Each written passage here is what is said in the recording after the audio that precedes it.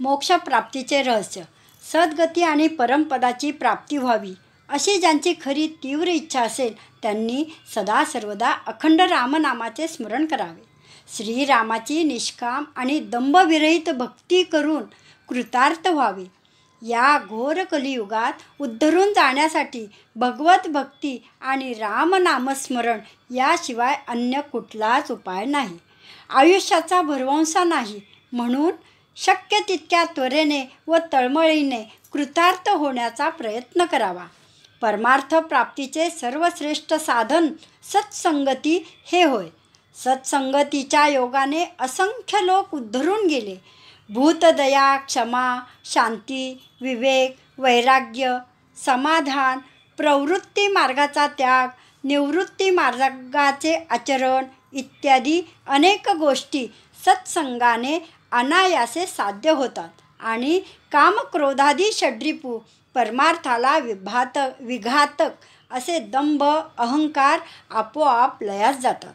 सत्संगाचा महिमा खरोखर अपार आहे. संतांच्या संगतीत सदैव भगवत चर्चा, भगवत गुणसंकीर्तन, रामनामस्मरण आणि सदुपदेश चालत असल्यामुळे त्यांच्या सानिध्यात राहणाऱ्यांच्या कानी हेच पडत राहते आणि त्या योगे त्यांचे चित्त परमात्म्याशी तद्रूप होऊन जाते. विषयासक्त वृत्तीने बंधन निर्माण होते, तर वृत्ती भगवंताकडे लावल्याने मोक्ष लाभ होतो. वृत्ती विषयासक्त न होण्यास भगवंताचे अनुसंधान हाच उपाय आहे. उठता बसता जाता येता सर्व देह व्यापारात आणि झोपेत सुद्धा अखंड रामनामस्मरण चालू असावे. रामनामाचा विसर पडून वृत्ती विषयासक्त होण्यास सवडच देऊ नये. श्रीरामाला मनापासून आळवून प्रार्थना करावी की, हे रामा, हे दयानिधे, माझा उद्धार कधी करशील? तुझी सगुण मूर्ती मला कधी दिसेल? रामा, मला त्वरित दर्शन दे. तुझ्या दर्शनाविना मला चैन पडत नाही. रामा, मी परमपापी आहे. माझ्यासारखा वाईट जगात कोणी नाही. हे दयार्णवा, या भवसागरातून मला शीघ्र पार ने. मला संतती, संपत्ती इत्यादी ऐहिक अशाश्वत सुख काहीच नको. मला तुझ्या चरणी दृढ भक्ती दे. माझ्या जिव्हाग्री नेहमी तुझे नाम वसो. माझे कान तुझी कथा ऐकोत. माझे मस्तक तुझ्या चरणी नत असोत. माझ्या हातांनी तुझी पूजा घडो. माझ्या पायांना तुझी प्रदक्षिणा घडो. रामा, मी अज्ञानी आहे, विवेक शून्य आहे. तूच माझ्या हृदयात वसावे आणि तुझ्या चरणी मला प्रेम उत्पन्न होईल असे करावे. श्रीरामा, मला कोणाचा आधार नाही. मला माता, पिता, आप्त, जिवलग सर्व तूच आहेस.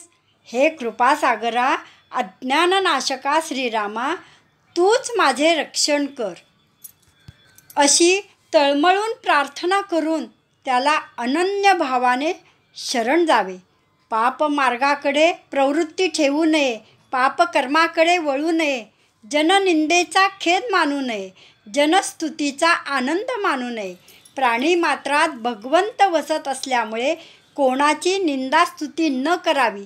बायका, मुले, घर, दार, जमीन जुंबला, संपत्ती इत्यादी सर्व दृश्य गोष्टी मिथ्या, अशाश्वत आहेत हे समजून राहावे.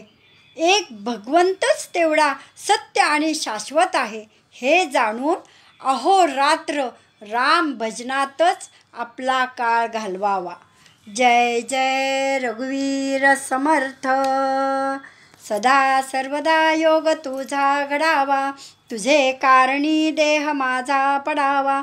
उपेक्षू नको गुणवंता अनंता. रघुनायका मागणे हेचे आता. ज्या ज्या स्थळी हे मन जाय माझे, त्या त्या स्थळी हे निजरूप तुझे. मी ठेवितो मस्तक ज्या ठिकाणी, तेथे तुझे सद्गुरु पाय दोनी. जयाचा जनी जन्म नामार्थ झाला. जयाने सदा वास नामात केला.